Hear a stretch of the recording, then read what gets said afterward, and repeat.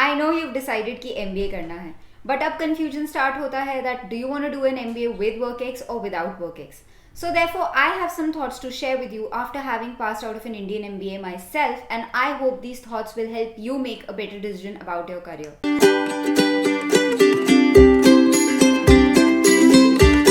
Hi guys, this is Urushi Jain. Welcome back to my channel, the MBA Guinea Pig. As you know, I'm a recent pass out of MBI Gurgaon, and I make videos on everything MBA, how I joined the college, how my life was over there, and life having passed out. So if such kinds of things interest you, then please like, share and subscribe the channel, because your support is what keeps me motivated to make more and more videos. Coming to the topic today, WorkX या WorkX के बिना करें हम MBA. Guys, so let me break down the 4 situations you might be in if you're watching this video. One of the situations could be कि तुम एक fresh graduate हो और सोच रहे हो कि अब मैं अगले साल MBA करूं या ना करूं. Second situation could be कि तुम एक fresh graduate हो पर तुमने already एक drop year ले लिया है for your MBA. Third situation could be कि तुम अभी जॉब में हो, तुम्हें जॉब करते हुए 6-7 महीने ही हुए हैं और तुम सोच रहे हो कि ड्रॉप करके MBA के लिए प्रेप स्टार्ट करें. और there could be a situation कि तुम 2 या 3 इयर्स का वर्क एक्स कर चुके हो and you're in a situation desperately trying to decide कि इंडिया से MBA करना है या फिर और 1-2 साल जॉब करके बाहर जाना है. Well, I am gonna try कि मैं अपने आंसर्स इन चारों प्लेन्स पे ब्रेक डाउन करके तुम सबको पॉइंटेड आंसर्स दे सकूं. But first let me cut the crap and just tell you कि optimum solution after having just seen past patterns हमें क्या दिखता है. Guys please take it with a pinch of salt कि ये सब एक ऑब्जर्व्ड पैटर्न है. There is no strict way कि आगे के 5 सालों में भी यही पैटर्न चलेगा.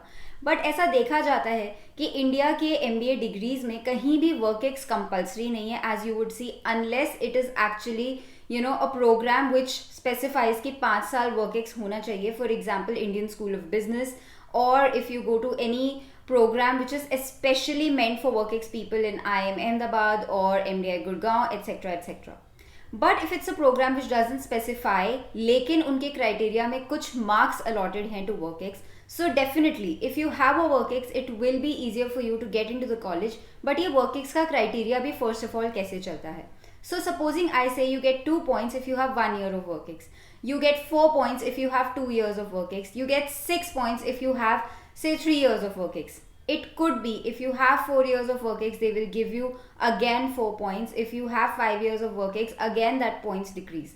So सबसे पहले सिलेक्शन क्राइटेरिया में ही तुम्हें एक पैटर्न दिख जाएगा हर कॉलेज के कि कैसे वो लोग up till a certain years of WorkX ही लोग प्रेफर कर रहे हैं और उसके बाद तुम्हें एक क्लियर डिसएडवांटेज दे रहे हैं.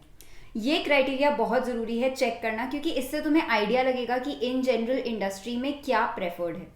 सेकेंड पॉइंट जो बहुत इंपॉर्टेंट है इज, ऐसा कहते हैं कि मार्केटिंग में फ्रेशर्स आर प्रेफर्ड, फाइनेंस और कंसल्टिंग में people with WorkX are preferred. But from my personal experience, having spoken to people in my college, having spoken to people in IIMs, SP Jain and other good colleges, it is pretty evident कि ज़रूरी नहीं है कि कोई hard and fast rule use हो कि WorkX वाला consulting में प्लेस होगा, फ्रेशर मार्केटिंग में प्लेस होगा. In general as a rule of thumb ये देखा गया है कि लोग जिनके पास 1-2 साल का WorkX होता है, they find it easier to clear shortlist of companies and therefore get a chance to sit for their processes. But that doesn't mean कि जो लोग स्पेक्ट्रम के 2 अलग एंड्स पे हैं, या तो 2 साल से ज़्यादा WorkX या एकदम फ्रेशर, उन्हें कोई शॉर्टलिस्ट नहीं आती या उनकी अच्छी जॉब्स नहीं लगती. So therefore what is it that you can do in your particular situation. Guys let me start with a person who is a complete fresher. अब ये सिचुएशन जब तुम एक MBA कॉलेज में होते हो तो काफ़ी डिसएडवांटेज पे तुम्हें खड़ा कर देती है. वाई? 1, हो सकता है कि तुम्हारे अकेड्स ऑल थ्रू आउट बहुत अच्छे हों, 10th 12th graduation, and therefore जब तुमने कॉलेजेस को अप्लाई किया you manage to make it into a very good college. But हो सकता है कि अगर तुमने WorkX किया होता 1-2 साल तो तुमको और भी ग्रेड पॉइंट मिल जाता and you could have gone to an even better college. Point 2 ये हो जाता है कि जब तुम कॉलेज ज्वाइन करते हो it is at times very tough कि तुम क्लासरूम में बैठे होगे, and because it is a pattern, a pedagogy which totally gives you real life examples. So professor तुमसे बोलेगा that is any of you coming from so and so industry and what was your experience over there, and that is when you feel quite at a loss because तुमने कभी भी किसी corporate में काम नहीं किया है and you find it tough to relate to these subjects. The third point is your CV. Well guys, एक बहुत बड़ा गेम MBA में है कि तुम्हारी CV में तुमने क्या क्या लिख रखा है. And of course, if you're a fresher, you find it hard to put things which sound very fancy. For example, you might be writing things like, I was the head girl or head boy of my school, or I was the student council head of my college, whereas koi aur likh raha hai that I was in a sales stint in so and so city for 6 months and drove up the sales by these many numbers. Of course, जब तुम इस चीज़ का analysis करोगे, you feel a little less confident sitting beside this person because he has a lot more experience to quote in his interviews. The fourth thing which happens is, because तुमने work ex नहीं किया है, तुम्हें खुद को idea नहीं होता कि तुम्हें किस फील्ड में जाना है. You are thinking you want to go in finance, you end up going to marketing, you end up going to consulting, and therefore तुम्हें कभी आइडिया नहीं होता है कि मेरे स्ट्रेंथ्स क्या थे एंड देयरफॉर मुझे किस इंडस्ट्री की तरफ मेहनत लगानी चाहिए. Well, keeping all of these things in mind, I would say that yes, it is preferable, try and go get yourself a job and try करो कि तुम 1 साल या 1.5 साल या 2 साल वर्क एक्स ले सको और उसके बाद MBA ज्वाइन करो. But guys, again, does that mean कि तुम पढ़ाई करना बंद कर दो कॉलेज के फाइनल ईयर में? No. My personal advice to my own younger sister and all of you out there would be, अपने फाइनल ईयर में अपने आप को जितना रगड़ सकते हो रगड़ दो. ट्राई कि तुम कॉलेज में अच्छे मार्क्स लाओ, ट्राई कि तुम अच्छे से MBA के पेपर्स दो, and once the MBA papers are over by December, try कि तुम अच्छे से जॉब के इंटरव्यूज के लिए भी प्रिपेयर करो. What is it gonna give to you? सबसे बड़ी बात ये हो जाएगी कि तुमको पता होगा कि तुम्हें एग्जैक्टली करना क्या है. तुम्हारी जो भी तुम परसेंटेज स्कोर करते हो उससे तुम किस किस पोस्ट ग्रेड स्ट्रीम में जा सकते हो. जो भी जॉब तुम्हें मिली है, इज इट वर्थ कि तुम उसमें 1 साल या 2 साल डालो. जो भी कॉलेज तुमने कन्वर्ट किया है, क्या तुम उसे अपग्रेड करके बेटर कॉलेज में जाना चाहते हो, and therefore you are giving yourself 1 more year. So it's a very very big advantage you will put yourself at. Coming to the second scenario, if you're a person who's a fresher and who's already dropped in year and decided कि इस साल CAT 2019 देना है, my advice to you would be कि दम लगा के पढ़ाई करो. तुमने ऑलरेडी 1 साल सैक्रिफाइस किया है और अपनी CV में ब्लैंक छोड़ा है. Rather than feeling the insecurity about it, let's discuss 2 and 3 ways of how you can upgrade your CV and at the same time feel a little secure entering MBA with that kind of a scenario. पहली चीज, तुम try करो कि तुम अपना time ऐसे manage करो कि एटलीस्ट 1-2 महीने की इंटर्नशिप कर सको किसी कंपनी में. नाउ गाइज, जितना तुम सोचते हो ना इंटर्नशिप करना उतना मुश्किल नहीं है. Just reach out to all your relatives. कोई ना कोई तो होगा ना जो कॉर्पोरेट सेक्टर में होगा, सर्विस सेक्टर में होगा. उन्हें अपनी CV भेजो, सामने से एक अच्छी सी मेल कोट करके भेजो कि you do not expect a stipend, you just expect experience with some team. And trust me, जब तुम 7-8 जगह मेल भेजोगे, somebody or the other will reply back and give you a chance to intern with them. ये experience matter करता है, वो internship letter matter करता है, because then you can put it in your CV, you get a flavor of the corporate world and you get something on your CV. The second thing that you can do is join some NGO, join some kind of organized sector जहाँ पे time कम लगता है, तुम्हारे हिसाब से काम चलेगा, but again you get a CV point and at the same time you find some way to keep yourself occupied in that 1 year of gap. Again, the third point बहुत obvious है. अब भी टाइम है guys, सोचो क्या तुम्हें कोई job मिल सकती है और तुम उसके साथ अपना प्रेप मैनेज कर सकते हो. Because it really wouldn't harm कि तुम भले ही एक 2-2.5 लाख रुपए की भी नौकरी करो पर तुम्हें एक वर्क एक्स सर्टिफिकेट मिले, और उसके साथ साथ तुम अगर अपना कैट या जैट या कोई भी CET निकाल लेते हो, then it will be a very nice situation for you.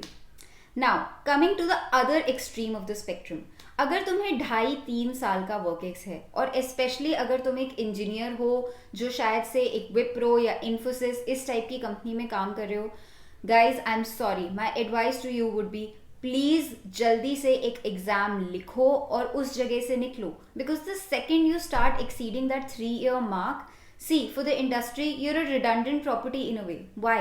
Because तुम्हारा वर्क एक्स बहुत ज़्यादा है. तुम्हारे को 3 साल का वर्क एक्स है, मतलब तुम अपनी लाइफ में सेटल्ड हो, तुम्हें पैसे आने की आदत पड़ गई है, एंड ऑब्वियसली तुम्हारी एज भी कुछ ऐसी होगी that you would be looking out to settle down in life.